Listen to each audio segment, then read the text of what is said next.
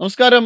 ഇറാനിൽ ഇപ്പോൾ നടക്കുന്ന യുദ്ധം അപ്രതീക്ഷിതമായി തന്നെ അവസാനമാകും എന്ന് പ്രഖ്യാപിച്ചിരിക്കുകയാണ് നെതന്യാഹു. ഇറാന്റെ ആണവായുധ ശേഖരങ്ങളെല്ലാം തന്നെ ഇസ്രായേലിന്റെയും അമേരിക്കയുടെയും സംയുക്ത സൈന്യം അടിച്ചു തകർത്തു. ഇറാനെ നിർവീര്യമാക്കിയിരിക്കുകയാണ്. അതായത് നെതന്യാഹു തന്നെ പറഞ്ഞിരുന്നത് ബാലിസ്റ്റിക് മിസൈലുകളും ന്യൂക്ലിയർ ഓവർഹെഡ്സും ഇറാന് ഇപ്പോൾ ഉണ്ടായിരുന്നെങ്കിൽ ഉള്ള അവസ്ഥ എന്താകുമായിരുന്നു. അതുകൊണ്ട് തന്നെയാണ് ഇത്തരത്തിലുള്ള ആണവായുധ ശേഖരങ്ങൾ നശിപ്പിച്ചത്.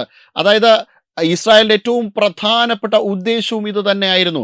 2047 ഇസ്രായേലിനെ പൂർണ്ണമായും ഈ ലോകത്ത് നിന്ന് അവസാനിപ്പിക്കും എന്ന പ്രതിജ്ഞ എടുത്തുകൊണ്ടാണ് ഇറാൻ ആരംഭിച്ചത്. അത്തരത്തിൽ ഇറാന്റെ ഈ ഒരു രീതിയിലുള്ള സമീപനത്തെ തച്ചു തകർക്കുവാൻ വേണ്ടി തന്നെയാണ് ഇസ്രായേൽ ഈ യുദ്ധം നയിച്ചത്. ഈ യുദ്ധം നയിച്ചതിൻ്റെ ഏറ്റവും പ്രധാനപ്പെട്ട ലക്ഷ്യവും ഇറാന്റെ ഏറ്റവും പ്രധാനപ്പെട്ട ആണവായുധ ശേഖരങ്ങളെല്ലാം തന്നെ നശിപ്പിക്കണം. കാരണം ഇത്തരമൊരു ആണവായുധ ശേഖരം അവിടെ ഉണ്ടെങ്കിൽ തീർച്ചയായിട്ടും ഇത് എല്ലാ കാലത്തും ഇസ്രായേലിന് അതൊരു വലിയ ഭീഷണി തന്നെ ആയിരിക്കും. അതുകൊണ്ടാണ് ഈ ഒരു രീതിയിലുള്ള യുദ്ധം ഇറാന്റെ ഭാഗത്തേക്ക് നടന്ന നേരത്തെ ഗാസയിലേക്ക് നടന്ന ആക്രമണത്തിൻ്റെയും ഏറ്റവും പ്രധാനപ്പെട്ട ഉദ്ദേശം ഭീകരവാദത്തെ തച്ചു തകർക്കുക എന്നതാണ്. ഇറാനിലേക്ക് നടത്തിയ യുദ്ധത്തിൻ്റെ ഉദ്ദേശവും അത് തന്നെയായിരുന്നു. ആ യുദ്ധത്തിൽ ഇസ്രായേൽ വിജയം കൊയ്തു എന്ന് തന്നെ പറയേണ്ടി വരും. ആ രീതിയിൽ ഇറാനെ അപ്പാടെ തകർത്തെറിഞ്ഞു കഴിഞ്ഞു. ഇനി ഇറാനിൽ ഉള്ള ബാക്കിയുള്ള ഇറാനിൽ അധികമായുള്ള ആണവ സമ്പുഷ്ടീകരണത്തിനും ഉടൻ തന്നെ കടിഞ്ഞാൺ വീഴും. കാരണം ഇനി അടുത്ത് വരാൻ പോകുന്നത് ഈ ഇസ്രായേലും അമേരിക്കയും നിർദ്ദേശിക്കുന്ന ഒരു ഭരണകൂടമായിരിക്കും ഇറാനിൽ വരാൻ പോകുന്നത്. അതുകൊണ്ട് തന്നെ ഇറാൻ അധികമായി സൂക്ഷിച്ചിട്ടുള്ള ആണവ സമ്പുഷ്ടീകരണം മുഴുവൻ ഇറാനിൽ നിന്ന് നീക്കം ചെയ്യുന്ന ഒരു അവസ്ഥ കൂടി ഉണ്ടാകും ഇറാനിൽ.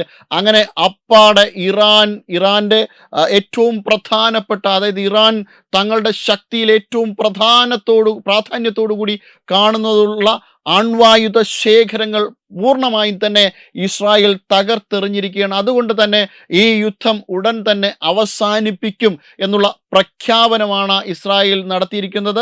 അതായത് അപ്രതീക്ഷിതമായി ഏത് സമയത്തും ഈ യുദ്ധം അവസാനിപ്പിക്കും എന്നുള്ള തീരുമാനമാണ് നെതന്യാഹുവിൻ്റെ ഭാഗത്ത് നിന്ന് ഉണ്ടായിരിക്കുന്നത്. അതോടൊപ്പം തന്നെ ഇറാന്റെ ഇപ്പോഴത്തെ അവസ്ഥയും ഏറെ പരിതാപകരമാണ്. ഇറാൻ ഏറ്റവും പ്രാധാന്യത്തോടു കൂടി ഏറ്റവും അധികം ഇറാന്റെ ശക്തിയായി കണക്കാക്കിയിരുന്ന ഹോർമൂസ് ഇടനാഴിയുടെ കൺട്രോൾ കൂടി ഇറാന് നഷ്ടപ്പെടുകയാണ്.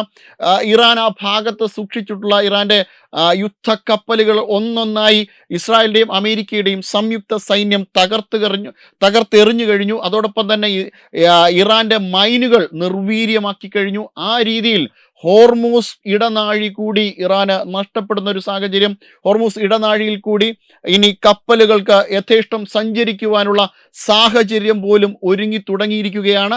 ആ ഒരു രീതിയിൽ കാര്യങ്ങൾ മുന്നോട്ട് പോകുമ്പോൾ ഇറാന് ഇനി പിടിച്ചു നിൽക്കാൻ യാതൊന്നുമില്ല. ഇറാന്റെ ഒരു ഭാഗത്ത് ഖമനായി ഭരണകൂടത്തിൻ്റെ ഏറ്റവും പ്രധാനപ്പെട്ട നേതാക്കൾ ഇനി ഭരണം നടത്തുവാൻ പോലും കഴിയാത്ത ഒരു അവസ്ഥയാണ്. പ്രധാനമായും മൊജ്തബ ഖമനായി കോമ സ്റ്റേജിൽ റഷ്യയിൽ കഴിയുകയാണ്.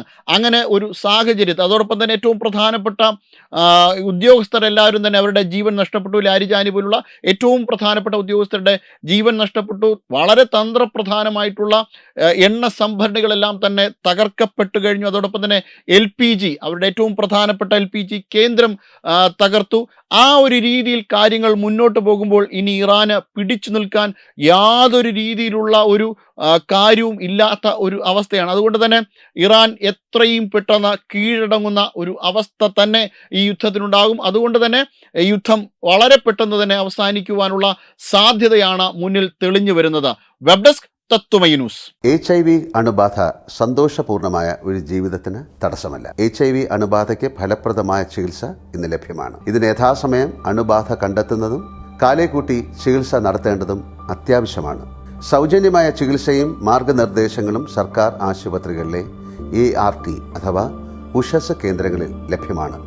ആരോഗ്യ സംരക്ഷണം ഓരോരുത്തരുടെയും ഉത്തരവാദിത്തമാണ്.